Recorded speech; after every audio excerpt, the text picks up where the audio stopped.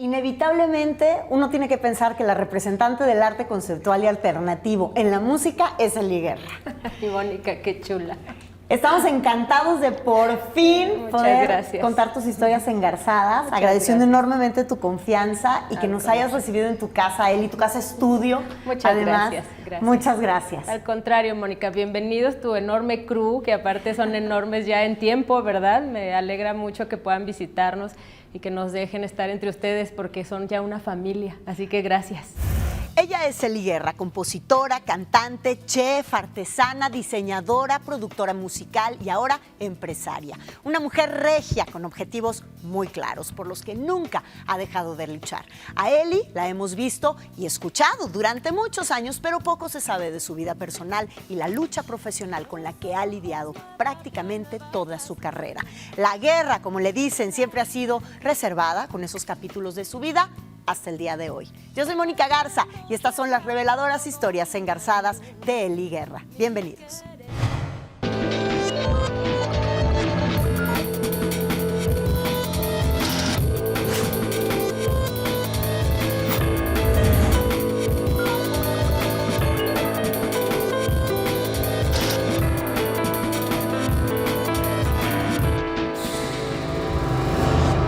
Todo el mundo ha creído que tú naciste en Guadalajara y tú ni naciste en Guadalajara, tú naces en Monterrey. Así es. Cuéntame. Lo defiendo, el origen, fíjate, siempre que me han dicho, oye, Guerra, que el Guadalajara, yo amo Guadalajara y mi familia toda es de Guadalajara, mis hermanas nacieron en Guadalajara, mi mamá también, y en realidad es una ciudad que me protegió en momentos de mi adolescencia, pero yo defiendo mi origen. Sí, sí soy regia, me siento muy regia. Efectivamente, Elizabeth Guerra Vázquez nació en la ciudad de Monterrey, Nuevo León, el 13 de febrero de 1972. Su padre es Alberto Guerra, reconocido personaje del fútbol nacional que cuando jugaba en las Chivas del Guadalajara conoció a la exmodelo Gloria Vázquez, con quien se casó y tuvo 3 hijas, Gloria, Eli y Fernanda. Después del nacimiento de su primera hija, Alberto Guerra fue contratado por el Club de Fútbol Monterrey. Luego se fue a San Luis Potosí, lugar en el que terminó su carrera como jugador e inició su trayectoria como director técnico. Al poco tiempo, las Chivas lo llamaron y regresó a Guadalajara, donde la familia Guerra fijó su residencia. Muchas mudanzas en muy pocos años, ¿no? Pero sin duda yo no creo recordar nada negativo de esas mudanzas. Honestamente he gozado mucho esas transiciones como de ciudad a otra porque me dieron identidad cada una de ellas. Nos movimos poco en realidad. Estuvimos 5 años en Monterrey en mi etapa de jugador y luego estuvimos 8 años en San Luis y después estuvimos aquí 13 años ininterrumpidos, donde eso les dio, a mi familia le dio cierta estabilidad en cuanto a no muchos movimientos. Y el último viaje que pude hacer, pues lo hice sola, salí de casa de mis padres en la adolescencia y fue por una decisión personal, entonces como que siento que al final a mí me tocó el camino fácil, ¿no? ¿Eras una niña introvertida? ¿Eras una niña...? Era todo lo contrario, era extrovertida y totalmente accesible, pero mis momentos personales y lo que más disfrutaba era la soledad. Más que introvertida, es una mujer prudente y en su carácter lo denota. Era tranquila, responsable, era muy responsable, cariñosa con la familia, siempre lo fue. Cuida bien sus palabras y es muy puntual y determinante en sus decisiones. Entonces eso se manifiesta en cada decisión que toma. Bueno, había ocasiones que me invitaban a comer amigas y yo detrás de mi mamá le decía, no. Entonces, honestamente, es cierto que he disfrutado mi soledad desde muy chica. Ella prefería su casa y, como tú dices, autodidacta, agarrar su guitarra. En esta casa, cuando la íbamos a hacer, dijo, a mí que tenga un tapanco, una parte donde yo me pueda quedar con mi guitarra y que no les haga ruido, porque pues yo creo que sí, la gente que le gusta componer y cantar y todo esto son como que viven de noche. Entonces, así si yo estoy cantando o haciendo, yo arriba no me van a escuchar. Pero como en líneas generales era difícil. expresar algo, así que creo que por eso empecé a escribir canciones. Ella decía, yo quiero ir a la papelería, quiero ir a la librería. Entonces la llevaba y De muy chica me topé con estos libritos que era como una promoción, eran unos libritos muy pequeños que tenían como papel mantequilla. los escogía. Literalmente ella llegaba, se pasaba su tiempo escogiendo, buscando, y la textura de los papeles y me las mostraba. Eran muy delicados y se llamaban En vida, hermano en vida. Y tú los abrías y eran poesías de poetas latinoamericanos conocidos, Sabines, Benedetti, ¿sabes? Entonces yo los atesoraba. Yo creí que me iba a dedicar a escribir. Hacía una máquina como las has hecho de papel, que doblas la hoja por la mitad, le pones las letras y luego la haces como cucurucho y suena, como si fuera la máquina. Y yo tenía esta sensación como de que iba a hacer frases, pero como muy chica también descubrí mi voz, entonces pude hacer este mix, empecé a hacer canciones, ¿no? Eli tendría 8 años cuando recuerdo que a lo mejor estoy en una prox, pero sería que escribió su primera canción. Se la hizo a mi mamá porque mi mamá algo pasó que Eli le hizo enojar y mi mamá le llamó la atención y le escribió esa canción a mi mamá como diciéndole, sí, me equivoqué, dame chance. Desde entonces ella agarraba su guitarra y era su manera de expresar cuando ella se sentía preocupada o triste o contenta. Quiero sentir el cielo, quiero volar, ver el amanecer.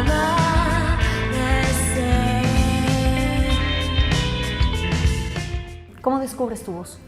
En tercero de primaria, mis papás tienen ahí grabaciones mías cantando El Rey y cosas así, pero seguramente yo ya entendida, puedo cantar y puedo entonar y alcanzar notas. En la escuela siempre es fácil, ¿no? Porque hay actividades, ¿no?, que te involucran a desarrollar. Bueno, yo vengo de familia de atletas, sin duda fui atleta primero, antes que descubrir la música. Yo fui al ballet clásico muchos años, yo era una atleta, nadé muchos años y siempre el ímpetu de competencia estuvo en mí. Era disciplinada y sabía que algo, después de que había estudiado todo lo que le podía causar un beneficio, lo llevaba con tal determinación que conseguía sus objetivos. Pero cuando me topo con la realidad de mi voz es con el Padre Manso, un sacerdote que daba clases en la escuela donde yo estaba. El padre Manso tenía un coro y efectivamente él me dijo, oye, tu hija tiene un potencial, tiene una voz muy bonita. Le dijo que yo era entonada, pero que Eli tenía una voz excepcional y que Eli tenía mucho talento para eso y además a Eli le encantaba. Y efectivamente empecé a descubrir inclusive que yo era mezzosoprano, hasta dónde podía llegar, cuál era mi rango y todas esas cosas. ¿Cómo aprendiste a tocar guitarra? Pues a los 9 años, cuando empiezo a descubrir mi voz y nunca les dije a mis papás, quiero tomar clases de canto, o quiero tomar clases de guitarra, o quiero estudiar música, no fue así. Eso fue algo que yo fui descubriendo poco a poco hasta entender que era el curso de mi vida, ¿no? Tú me dices que tú dejas tu casa muy chiquita, siendo una adolescente. ¿Qué edad tenías? 15 años. Pero te fuiste de tu casa, ¿a dónde? ¿Te fuiste a estudiar a algún lugar o te fuiste? No, por eso es difícil entender eso, ¿no? Es difícil y por eso trato de aterrizarlo como que iba y venía. A mí me ofreció trabajo una mujer músico de Guadalajara que se llama Gabriela Martínez. Su nombre artístico es Carmín. Y Gaby era muy amorosa, era amiga, era, ¿no?, como parte familiar también. Y entonces Gaby dice, Eli, vente, yo necesito que estés conmigo, hagamos coros, yo te enseño, ven. Gabriela participó en el OTI y yo estuve en esas participaciones con ella, lo cual es como muy curioso porque estamos hablando de que yo tenía 15, 16 años. Y yo pues llegaba a un mundo en México con ella, ¿no? ¿Y qué decían tus papás de que te vinieras con ella? No nos podíamos oponer porque entendíamos que estaba determinada. Lo que sí queríamos que empatara su educación, su escuela, con eso que parecía una especie de hobby, a mi entender. Entonces dijimos, bueno, va a servir para Eli también ver si realmente ella quiere hacer esto o no. Hubo un momento en que a lo mejor yo podía haber dicho, esto es lo que vas a hacer porque esta es mi determinación y yo soy el que mando. Pero hubo otro momento en el cual yo ya no podía asumir esa actitud, o nosotros, mejor dicho, no podíamos asumir esa actitud. Teníamos que elaborar un plan en el cual el convencimiento fuera el principal elemento. Y la que estaba más convencida era ella. Yo empiezo a conocer gente y después aplico en Guadalajara para un concurso que se llamaba Valores Bacardí. Entonces ahí vas para México de nuevo. Y ahí sí, me desprendí un rato. Y lo mejor y lo que a uno creo que lo hace, al menos en mi caso, sentir más tranquilidad, es ver que tu hijo, tu hija, en este caso Eli, estuviera bien, que lo estuviera pasando bien, que lo disfrutara. Yo me acuerdo que íbamos a la audiencia y la escuchábamos cantar un tema de Esquivel y sí escuchaba comentarios a mi alrededor, decían, oye, qué voz tiene esa niña. A lo mejor la música no era muy buena, pero la voz era tremenda. Hasta que quedo, yo qué sé, creo que en tercer lugar, una cosa así.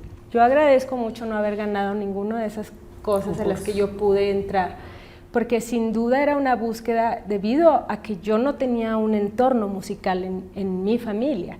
Entonces uno necesita armarse el destino de una u otra manera. Así fue como comenzó. En 1990, cuando Eli Guerra ya había cumplido los 18 años, se fue a estudiar inglés a la Escuela de Arte de Evergreen State College en Olympia, Washington, donde no solo tuvo la oportunidad de continuar escribiendo, sino también de tocar en diferentes espacios culturales de la universidad, por la que pasaron, por cierto, varias personalidades muy representativas de aquella década, como los integrantes del grupo The Grunge Nirvana y el creador de Los Simpson, Matt Groening. Eli me dijo, hay un lugar con una universidad, con un clima que así ya sabía todo. Y yo un día le pregunté, ¿por qué elegiste Olympia, Washington? Seguramente por esa sensación de nostalgia y de cierta melancolía y tristeza. También es cierto que ahí son los inventores de Los Simpson, de ahí provienen. Entonces, ella sabía dónde iba. Tengo el dato de que durante un año más o menos tú recorriste bares en Washington con tu guitarra. Pues es lo que te decía, que no había manera de abandonar como esta circunstancia. Ahí es donde pruebas como el sabor del aplauso. Pues quizá sí, como lo pones, a lo mejor ahí pude entender también, porque aparte no estás cantándole a un paisano, sino a un extranjero y en otra lengua, porque al final, nuevamente, esta parte de Estados Unidos, al menos cuando yo viví, no había mexicanos, éramos pocos los que estábamos por allá. ¿Qué cantabas, Eli? Mis canciones. Tus composiciones, Sí, claro. además, ¿en Sí, español? Sí, claro, sí, y era... Un año más tarde, Eli regresó a México y apenas se estaba reinstalando cuando recibió una oferta de trabajo que no pudo rechazar. Cuando yo regreso de Olympia, Eduardo Capetillo me ofrece trabajo. Eduardo Capetillo, el Así Timbiriche. Así Ajá. es. Él ya tenía una carrera solista y me invita y entonces comienzo a hacer gira con él.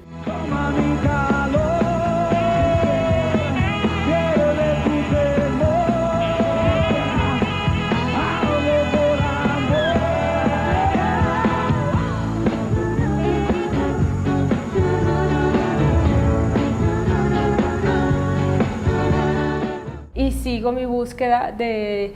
En ese momento necesitabas, como siempre, tener una compañía disquera.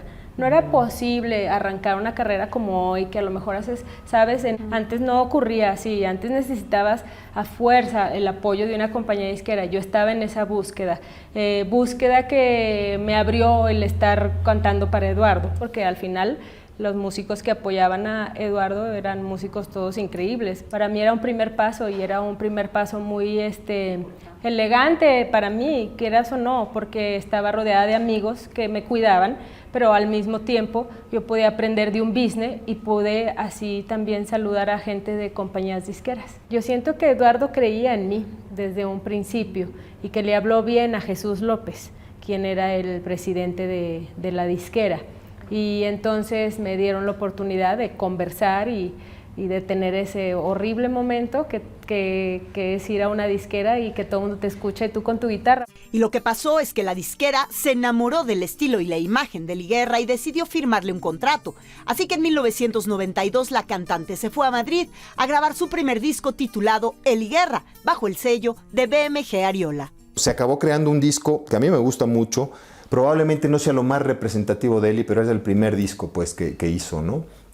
Y acabamos haciendo el disco con Teo Cardalda, que es un personaje de Cómplices, un musicazo, multiinstrumentista, ¿no? Y quedó muy bien el disco. Fue un momento para mí muy importante en el que, como decíamos, entre otras pláticas que hemos tenido tú y yo sabía muy bien lo que no quería. Estuve con ella, viajé, estuve en España y yo me di cuenta de que ella no aceptaba algo que no fuera, que ella no estuviera de acuerdo. Que ella le decía a Teo, linda idea, pero yo quiero esto. Y entonces Teo decía, bueno, esta chica sabe lo que quiere y eso no existe. Es puntual y es específica y es súper educada, entonces no te queda manera de decirle que no. El disco Eli Guerra fue lanzado en 1994, pero no tuvo el éxito esperado. Entonces te enfrentas a lo que es el verdadero reto de la música cuando uno quiere vivir de ella. Claro, me encanta porque si queremos verlo desde esa perspectiva, mis discos todos han sido un fracaso. Entonces, lo importante aquí es destacar que efectivamente fue un trabajo que me permitió ver muchas cosas. Me permitió entender el negocio de la música, me permitió entender quién era yo, me permitió entender que mi físico atraía muchas circunstancias para que no tenían como finalidad la música. Sin embargo, este disco logra colocar un tema que además se convierte muy emblemático en la vida de Eli, en el mundo de la música, que es Júrame. Júrame que aunque pase mucho tiempo, pensarás en el momento en que yo te conocí. Bésame con un beso enamorado como nadie me ha besado desde el día en que nací. Una gran versión para mi gusto, pero ese fue uno de los primeros errores con los que tuvimos con el departamento de marketing, decir, bueno, es una cantautora, ¿me entiendes? Por supuesto que va a ser mucho más difícil empujar una canción desconocida de ella que Júrame, que la conoce todo el mundo, ¿no? Pero bueno, en algunos casos eso les había funcionado a las disqueras, entonces lo quisieron manejar de esa manera, ¿no? Y bueno, pues no funcionó.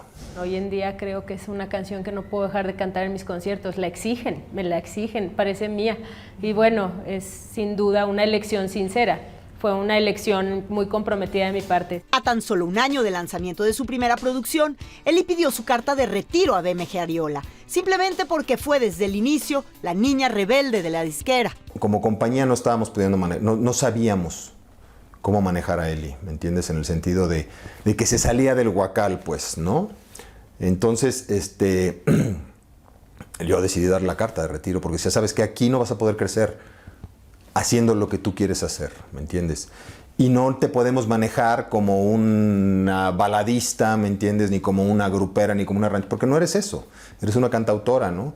Y los caminos son diferentes, pues, no es la radio a tope, ni el palenque, y no es ese tu camino, ¿me entiendes? Que es lo que la compañía sabía manejar muy bien, como empujando los temas en radio y haciendo promociones y firmas de autógrafos y este tipo de cosas. Entonces comienzan los desencantos, porque no para mí, para mi disquera, porque como dije hace un momento, yo tenía muy claro lo que yo quería con mi música, pero a mí me da la impresión que los que me han visto a través de su propio lente, lo que pretendían conmigo no era precisamente un desarrollo musical, quizá veían otras cosas. Entonces me metían a programas, a prensa, a la foto, a todo lo que conocemos que se hace cuando una promoción. Y entonces mi personaje empieza a sacudir todo, porque entonces no contestaba como esperaban que yo contestara, porque no atendía como esperaban que yo atendiera. ¿Te acuerdas de 98.5? Sí, perfecto.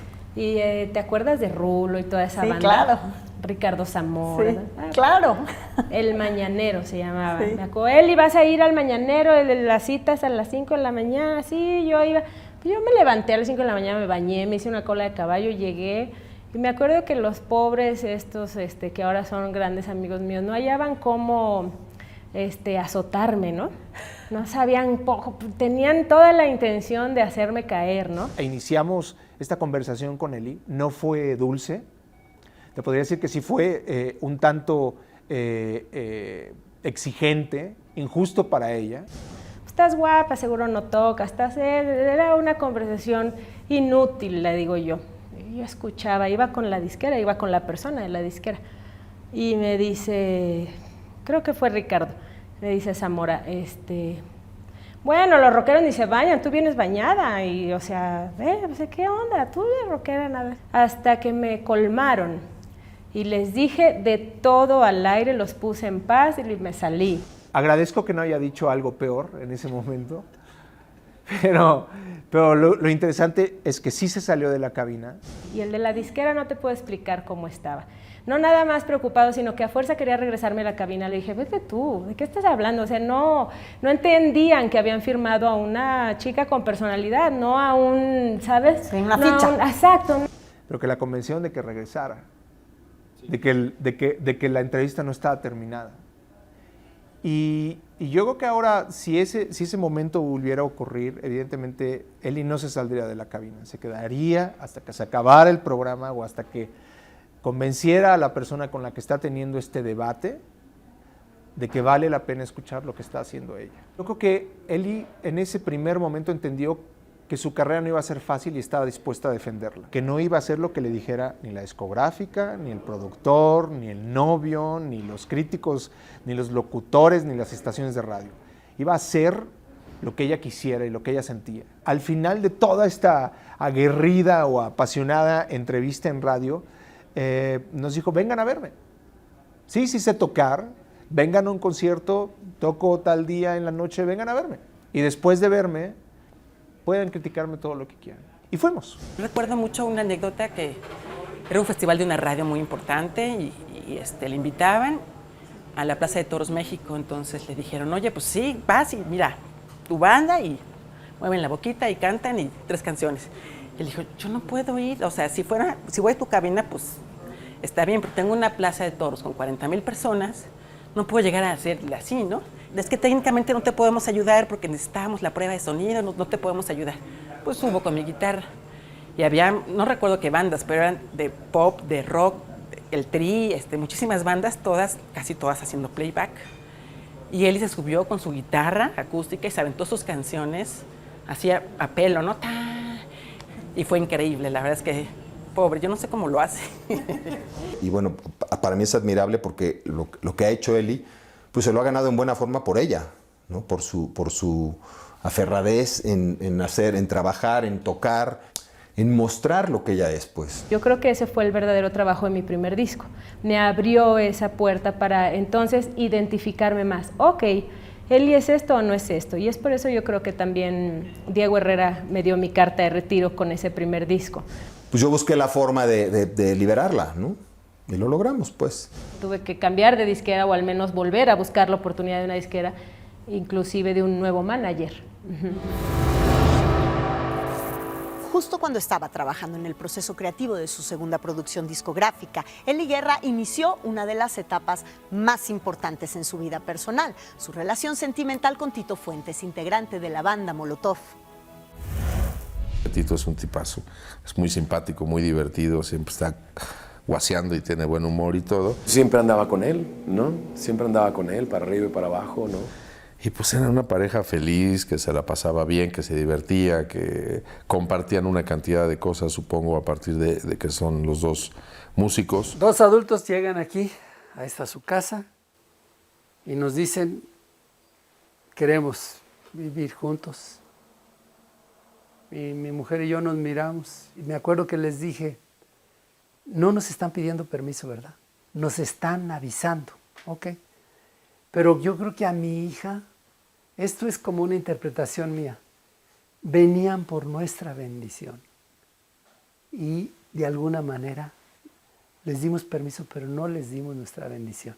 Siento que estábamos en momentos muy similares, profesionalmente hablando, pero Creciendo. también, exacto, éramos jóvenes y estábamos como, bueno, en un momento ideal y hacíamos reuniones increíbles con nuestros amigos, disfrutamos y creo que en algún punto fue importante porque ciertamente lo tomamos en serio.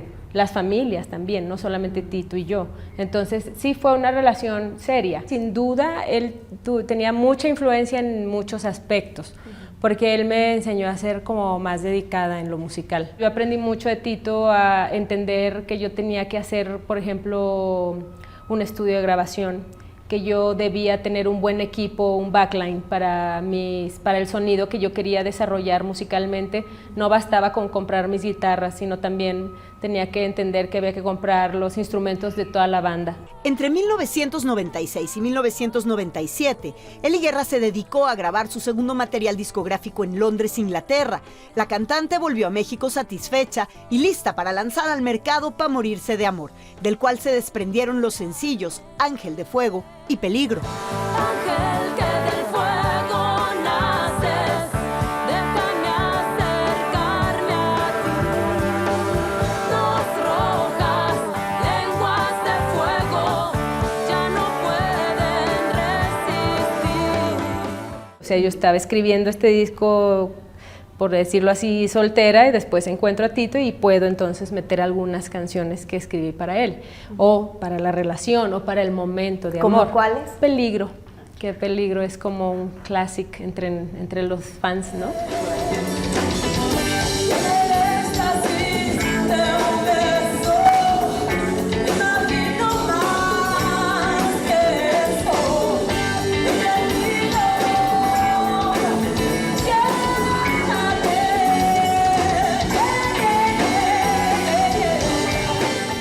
Realmente pues fue un disco maravilloso, lo grabé en Londres por 4 meses, en tiempos de frío, en invierno. El productor es Andy McLelland, un escocés maravilloso. Una época aguerrida, fuerte, yo me peleé a rape, fueron momentos importantes, sí. ¿Qué se siente pelarse? Increíble, fue una experiencia. Yo me acuerdo que tomé la determinación cuando aparte tenía el cabello larguísimo y fui con el peluquero que toda la vida me ha hecho todos los looks, él se llama Jorge Vilchis. Que le paso la máquina y obviamente dejamos algunas patillas, algo femenino para que no quedara totalmente rapada de hombre, ¿no? Cuando la vimos llegar, sin nada de cabello, dijimos, esto sí es una sorpresa. Y fue una experiencia liberadora. Cuando me rapo sentí la personalidad, sentí, esta es mi personalidad. Me sentí libre de buscar pretextos para lucir mejor.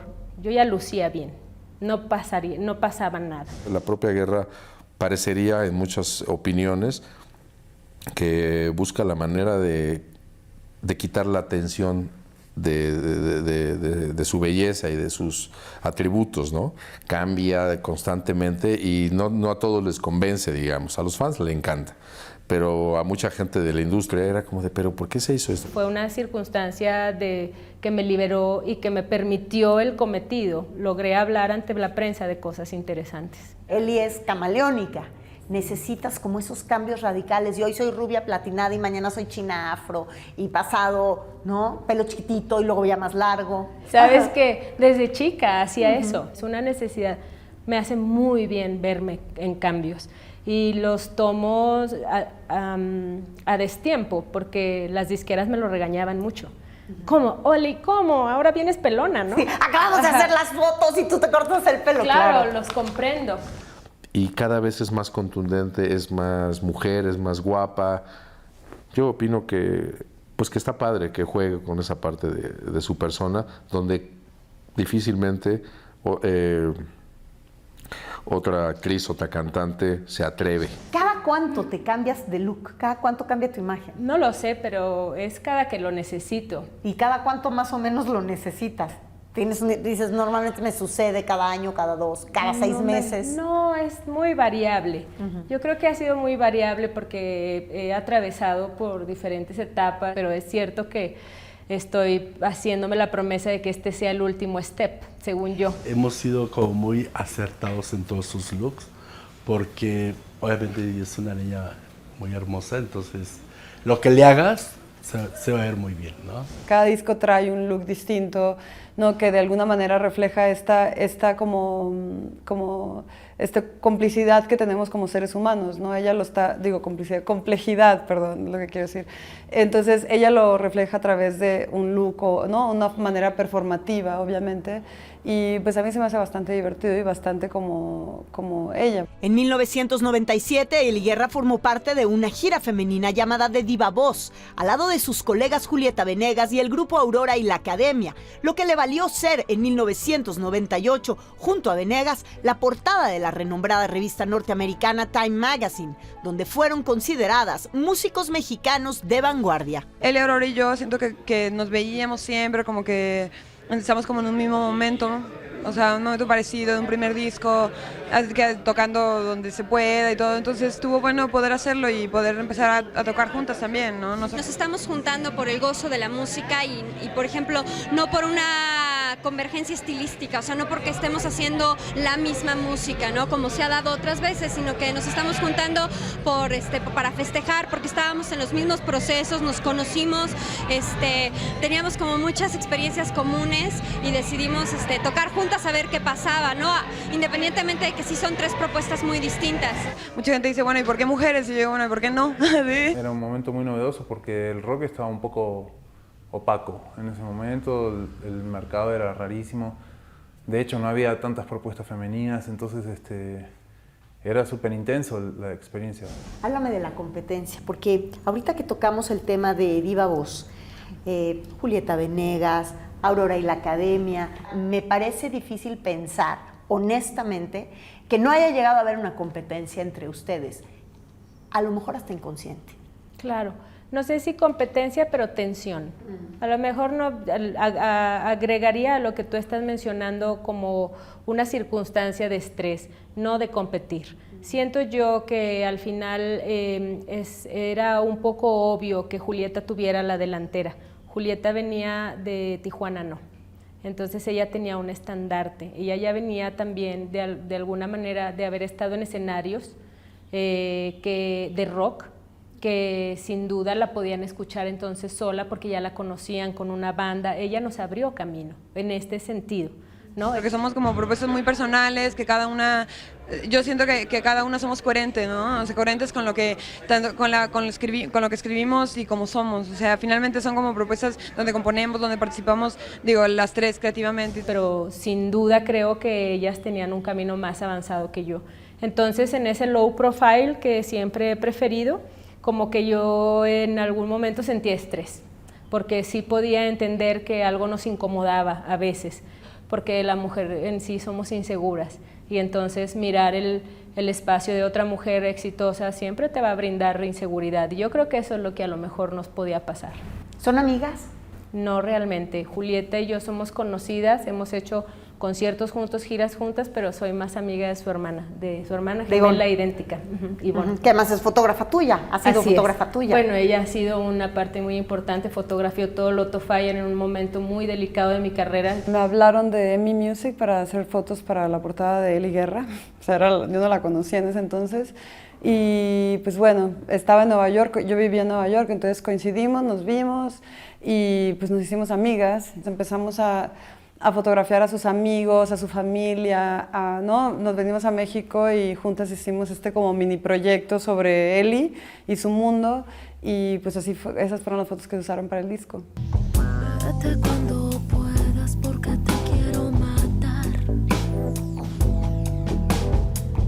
Voy a defenderme desde ahora hasta el final. Déjame en silencio, ya no hay nada más que hablar. Vete ya sabiendo que no puedes regresar. En el invierno de 1998, la rebelde con causa Ely Guerra comenzó una época complicada en su carrera con la creación de su tercer material discográfico, Lot of Fire. Esta fue una producción que padeció en su nacimiento un intenso escrutinio y críticas desesperanzadoras por parte de algunos ejecutivos de su disquera. Fue un disco increíble, con un crew increíble, con gente maravillosa y en el cual nunca vino Emi a saludarme. Emi nunca vino ni un solo día al estudio a ver, oye, ¿qué estás haciendo, Ely? Nada, se les olvidó, yo creo. Al principio, los directivos que hubo en la compañía eran los que creían principalmente en el proyecto. En su momento sería Mario Ruiz, según yo recuerdo, y había un que es Héctor, ni me acuerdo de su apellido porque no vale mucho que digamos, recordarlo, ahorita me acuerdo. Y ese era, digamos, el AIR, que en todo caso era la persona a la que le tocaba ir y estar al tanto del proyecto. Y a Héctor no le interesó. Hasta el día que llegué con el disco terminado y literal me dijeron que, ¿qué es esto? Esto está terrible. O sea, fue para mí una sorpresa, porque tú llevas todo un trabajo de casi 10 meses entre la mezcla, esto, lo otro, y que llegues, pues tú esperas que todo el entusiasmo, o al menos que el nivel musical esté del mismo, ¿sabes? Del mismo lado, pero el nivel musical de la compañía disquera estaba por debajo del nivel musical de nuestro disco, era imposible que lo entendieran. Así que de muy mala manera me dijeron que ese disco, pues no, que no funcionaría. La trascendencia tiene que ver con la capacidad de transformarte, ¿no? Pero aquí Emi seguramente se asustó mucho. Hagamos otro. ¿Cómo? Después de un proceso creativo desgastante. Sí, ¿cómo? Hagamos otro que me voy a poner a componer. ¿Cómo? Había que defenderlo, ¿no? En ese sentido creo que hicimos muy buen equipo también porque pues yo también estoy acostumbrado a trabajar de esa manera y a crear planes de marketing alternos a los de las compañías y a rascarnos. El Barbón es un guerrero y me dijo, vámonos con todo, Guerra. Entonces decidí pedirle a mi hermana, la mayor, una cámara fotográfica. Me pidió el equipo prestado. Hablamos mucho de lo que ella quería comunicar al público, del mensaje que quería dar, de que quería ser una persona que se vea natural. Ella quería transmitir a la gente quién es ella, qué es lo que pasa en Ely, qué es lo que siente Ely, y transmitir eso a la gente para llegarle directamente a lo que ella quiere expresar. Me mandó ¿sabes?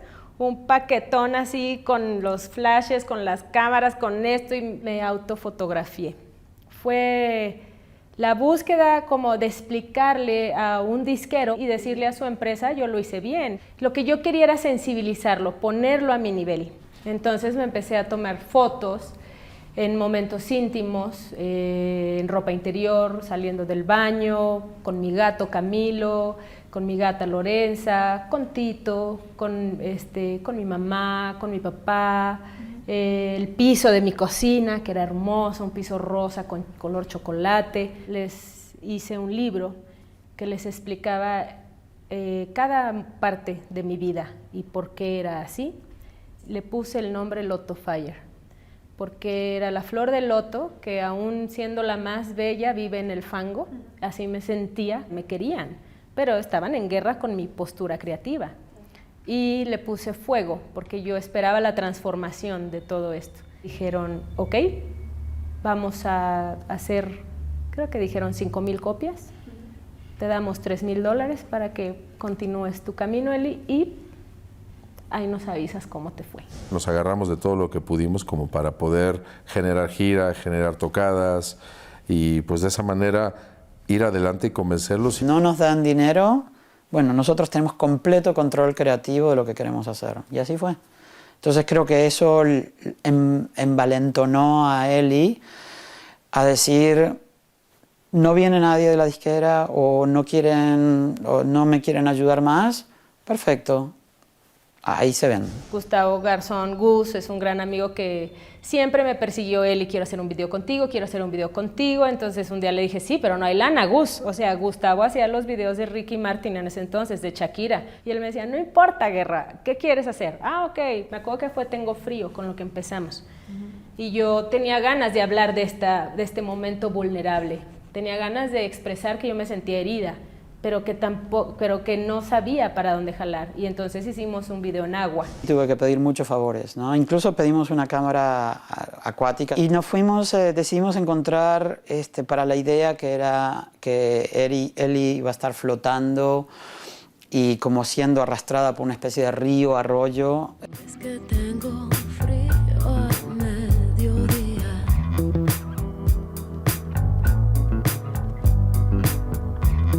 Es que da miedo, es que lastima. Si tengo miedo y si llevo alguna herida. Eli Guerra es una artista que difícilmente se tambalea ante la adversidad, y es que en su historia todavía había situaciones difíciles por las cuales cruzar. Una de ellas, la ruptura con su primer gran amor, Tito Fuentes, el vocalista de la banda Molotov, y posteriormente su salida definitiva del mundo de las disqueras para defender su concepto de manera totalmente independiente. Todavía nos quedan muchas cosas por conocer de Eli Guerra, así que nos vemos el próximo sábado con la segunda parte de sus historias engarzadas. Muy buenas noches. Yo en un rincón con un trago sin saber para dónde estar ni con qué mirar, estás incómoda. Y ahí conocí a Gilberto. ¿Nunca pensaste en casarte con él? Nunca he pensado en casarme. ¿Con nadie? Con nadie. Entonces iba y le exigía. Yo ya parecía novia resentida, ¿no? Oye, ¿por qué no? ¿Y por qué no haces? ¿Y por qué no haces? ¿Y por qué no haces? Pero a ver, Eli, las canciones son tuyas. Las canciones son mías, pero están firmadas con otra editorial. Las canciones le pertenecen a una editorial y yo como autora estoy jodida. Entonces es por eso que hoy tengo mi propia disquera, mi propia editorial, y espero escribir mucho más de lo que ya pude haber escrito en los años pasados. Historias engarzadas.